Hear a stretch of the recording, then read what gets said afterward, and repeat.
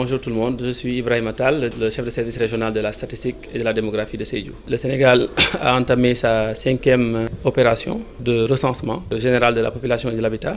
5e en ce sens qu'on a déjà tenu des recensements par le passé, le premier en date de 1976, le deuxième en 1988, le troisième en 2002 et le tout récent 4e recensement en 2013. Donc le recensement est une recommandation des Nations Unies, mais aussi le Sénégal s'est en tout cas engagé de tenir les recensements tous les 10 ans, comme recommandé par les Nations Unies.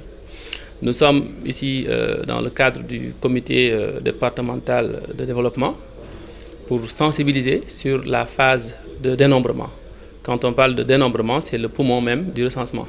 Il y a plusieurs étapes antérieures qui constituent en fait des phases de préparation du recensement, mais le dénombrement est la phase finale, la phase ultime du recensement, d'où son importance. Et c'est pour cela qu'on est venu vraiment pour sensibiliser les autorités locales, mais également les porteurs de décision, les porteurs de voix, pour essayer vraiment de s'approprier de cette opération phare, qui est en tout cas une opération de souveraineté de notre pays. Le dénombrement en tant que tel est prévu durant le mois de juin. Donc durant le mois de juin, de façon synchronisée sur tout l'ensemble du territoire national, et sur une période d'1 mois, les agents recenseurs seront déployés dans les quartiers, dans les villages, pour essayer de recenser, de prendre des informations auprès des ménages. Pour le département de Goudomp, les superviseurs ont été choisis sur la base de leur expérience. D'abord, ce sont des chefs de service ou bien des agents techniques dans les services. Donc les superviseurs sont choisis, eux, ils ne déposent pas, et ils sont nommés par arrêté préfectoral. Actuellement, ils sont en formation à Sédhiou. Dans le département de Goudomp, il y en a eu 10. Compte tenu de son poids démographique, quand même, Goudomp compte plus de communes que les autres départements de la région. Donc c'est pour cela, en conséquence, il y a 10 superviseurs. Les agents recenseurs ont été déjà recrutés par commission départementale, présidée par monsieur le préfet. Les PV, les procès-verbaux de recensement sont déjà disponibles, et chaque agent qui avait déposé peut vérifier sa candidature sur la plateforme de l'ANSD, là où ils avaient soumis, en inscrivant ou bien en tout cas en renseignant sa pièce d'identité, son numéro de pièce d'identité, pour voir s'il est retenu sur la liste d'attente ou bien sur la liste principale. Le recensement, tout le monde compte. La cible, c'est toute personne vivant sur le territoire national. Et même au-delà même, parce qu'on dénombre même le cheptel, on dénombre même les activités agricoles. On dénombre les activités, disons, d'élevage, pas exactement le cheptel, mais les activités d'élevage et aussi les activités agricoles. Donc les activités de façon générale sont aussi recensées. Donc toutes personnes vivant sur le territoire national sont recensées, il n'y a pas de limite d'âge. Tout le monde compte. L'utilité du recensement, si on en parle, l'anecdote qu'on peut donner, c'est qu'un père de famille qui se lève chez lui le matin, et qui part travailler, avant de laisser la dépense, il doit savoir combien ont dormi dans la maison. S'il y avait des étrangers là-bas, qu'ils prennent en compte ces étrangers afin de pouvoir donner la dépense, s'il faut faire 2 kilos, 3 kilos de riz ou autre. C'est une sorte de planification au niveau cellulaire du ménage. C'est le même principe.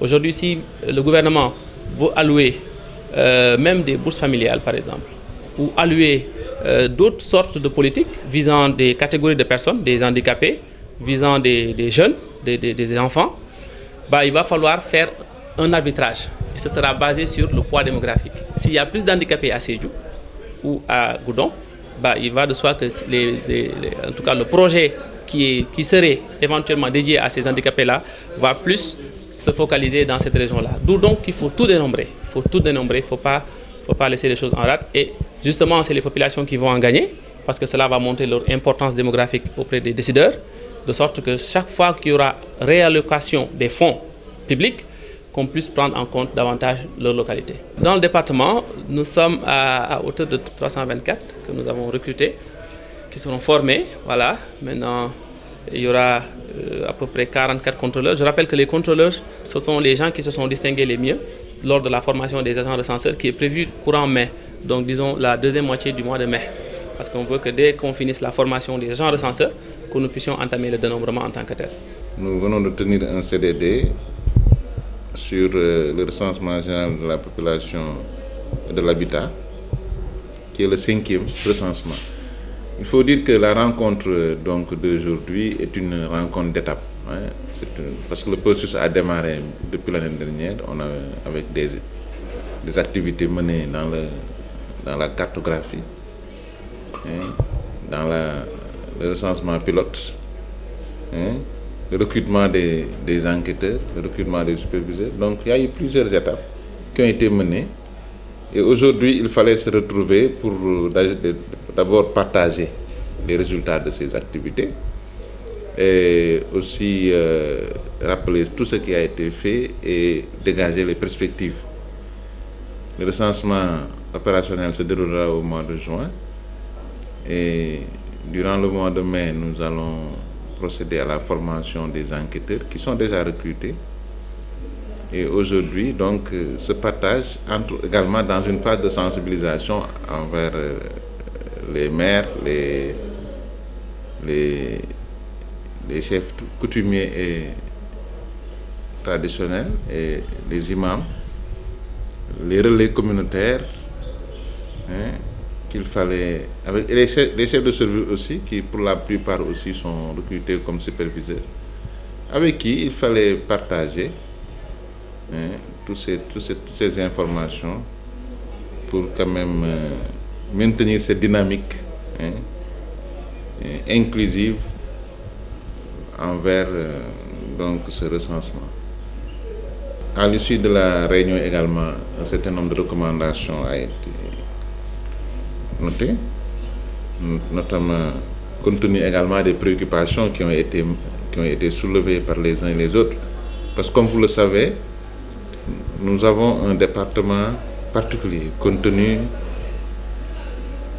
de sa situation périphérique, située à la frontière avec la Guinée-Bissau.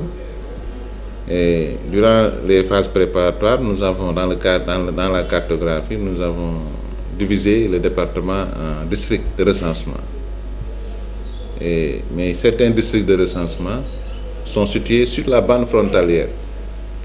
Et dans ces zones, il y a des réalités qui prévalent actuellement, compte tenu du nombre de populations déplacées de part et d'autre de la frontière avec la Guinée-Bissau, donc créant une situation sur laquelle il va falloir tenir compte, hein, parce qu'il y a la notion de résidence, mais les populations sont très mobiles de part et d'autre de la frontière.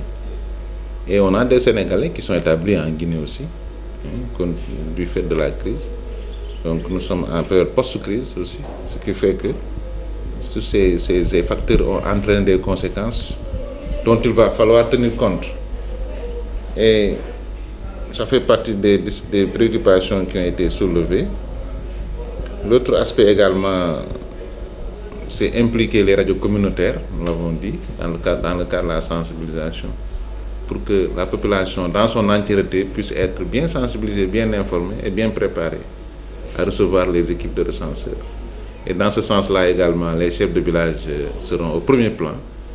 En tant que dernier maillon de la chaîne administrative, les chefs de village ont un rôle important à jouer pour quand même faciliter cette phase opérationnelle du recensement.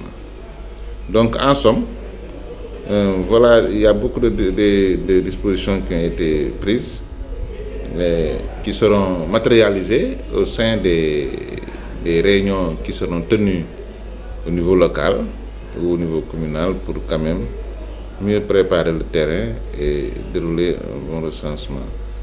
En plus de cela, il faut noter que sur le plan matériel et logistique, des dispositions seront prises pour permettre quand même de mettre à la disposition des enquêteurs des moyens logistiques. Et des véhicules seront réquisitionnés, en plus des véhicules que nous recevrons de niveau national, pour quand même aussi accompagner les acteurs. Donc ce recensement, la phase opérationnelle durera tout le mois de juin. Donc il va falloir que tout soit prêt avant le mois de juin pour que le recensement se déroule dans les meilleures conditions possibles.